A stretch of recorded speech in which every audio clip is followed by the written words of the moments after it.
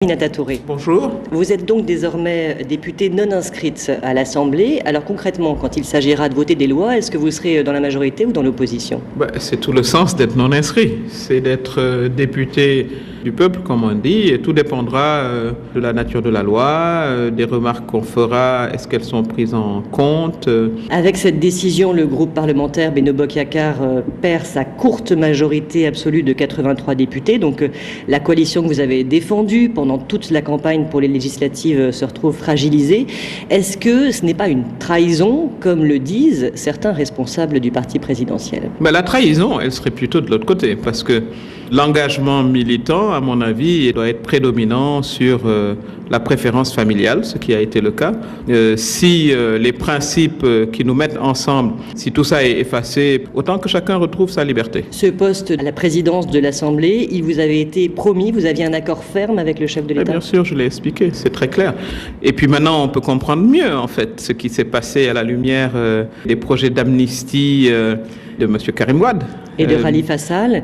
Donc le chef de l'État a ouvert la voie à cette possibilité. Oui, mais moi, c'est surtout celui de Karim Wade qui m'intéresse, parce que j'étais ministre de la Justice à ce moment-là. Et peut-être que, voilà, c'était ça l'obstacle. Karim Wade, donc condamné pour enrichissement illicite. C'est ça. C'est clair que, comme président de l'Assemblée nationale, une telle loi ne répondrait pas à mes critères éthiques. Le droit a été dit, et puis, visiblement, c'est plutôt une combinaison, pour ne pas dire un deal politique, qui mène à cette amnistie des faits graves de détournement de deniers publics. Si cette loi passe à l'Assemblée, vous allez voter contre ? Je vais voter contre, c'est clair. Sur 2024, le président reste flou sur ses intentions. Vous pensez vraiment qu'il a l'intention de présenter une troisième candidature ? Tout semble l'indiquer, parce que ce qui se joue, en fait, c'est les 500 000 voix qu'aurait le Parti démocratique sénégalais, incarné par M. Karim Wade, qui, lui, dit qu'il ne veut pas d'amnistie. Il veut une révision du procès. Pour revenir sur le débat sur le troisième mandat, un éventuel troisième mandat,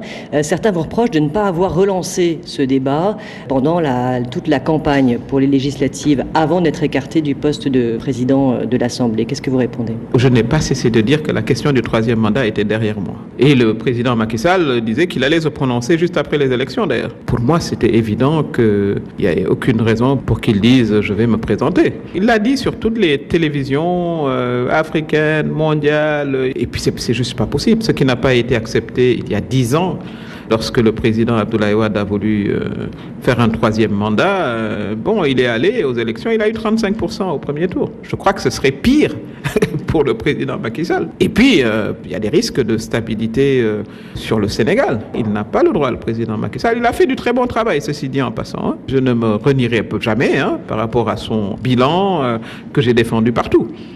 Mais nul ne peut faire plus de 2 mandats consécutifs. Alors, quant à vous, Aminata Touré, est-ce que vous êtes déjà candidate pour cette présidentielle de 2024 ? En tout cas, j'y pense fortement, très sérieusement, tous les matins, attachant mon foulard à la glace.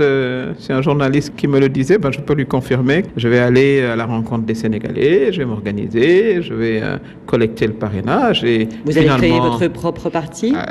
Parti, on en parlera plus tard. Est-ce que le chef de l'État, quand il vous a écarté du perchoir, vous a proposé le poste de Premier ministre ? Non, je ne lui ai pas parlé, moi, depuis lors. On se reparlera quand il ne sera plus président de la République.